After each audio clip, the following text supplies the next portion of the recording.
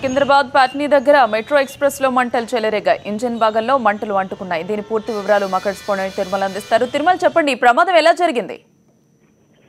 ఈ రోజు ఉదయం 8:30 గంటల ప్రాంతంలో జీడిమెట్ల డిపోకు చెందినటువంటి AP 11Z7403 ఆర్టీసీ బస్సు 25 మంది ప్రయాణికులతో సికింద్రాబాద్ లో చూస్తుంది. అయితే వస్తుండగా మధ్యలో పాట్నీ సెంటర్ వద్దకు చేరుకోగానే ఒక్కసారిగా 2 గంటల బస్సు నిలిచిపోవడం జరిగింది.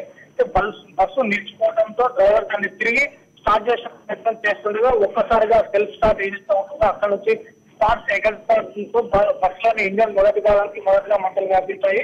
అయితే ఇది గ్రహించినటువంటి ఆర్టీసీ డ్రైవర్, కండక్టర్ మల్లుసూదన్, అదేవిధంగా నరసింహ, ఈ ఇద్దరు కూడా బస్సులో ఉన్నటువంటి 25 మంది ప్రయాణికులను ఒక్కసారిగా స్పష్టం చేయడంతో పాటు వాళ్ళని బస్సు నుంచి కూడా కింద దించడం జరిగింది. అయితే వీళ్ళందరినీ కూడా దించిన అనంతరం బస్సు దాదాపుగా పదానికి పైభాగంగా కాలిపోయింది.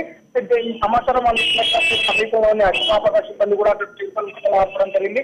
దీనిపైన కూడా ఆర్టీసీ అధికారులు, అదేవిధంగా బస్సు తయారీ సంస్థ అయినటువంటి అశోక్ లేలాండ్ కి సంబంధించినటువంటి కొంతమంది నిపుణులు కూడా సంఘటన స్థలానికి చేరుకోవడం జరిగింది. అయితే బస్సులో జరిగినటువంటి ప్రమాద ఘటనపై వాళ్ళు దాదాపుగా ఇప్పటికే దర్యాప్తు ప్రారంభించడం జరిగింది. అసలు ఈ బస్సులో ఈ రకమైనటువంటి ప్రమాదాలు ఎందుకు జరుగుతున్నాయి అన్న దానిపైన కూడా వాళ్ళు నివేదిక సమర్పించనున్నారు.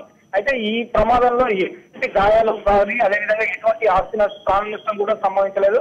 ప్రయాణికులు అందరినీ కూడా డ్రైవర్, అదేవిధంగా కండక్టర్ అప్రమత్తతో సురక్షితంగా వారందరూ కూడా బస్సు నుంచి దిగివేయడం జరిగింది. అయితే ప్రస్తుతానికి ఇక్కడ రోడ్డు పైన ఉన్నటువంటి బస్సును ఆర్టీసీ అధికారులు ఇక్కడ నుంచి తొలగించడం జరిగింది. రాకపోకలు సాఫీగా సాగుతున్నాయి. Thank you.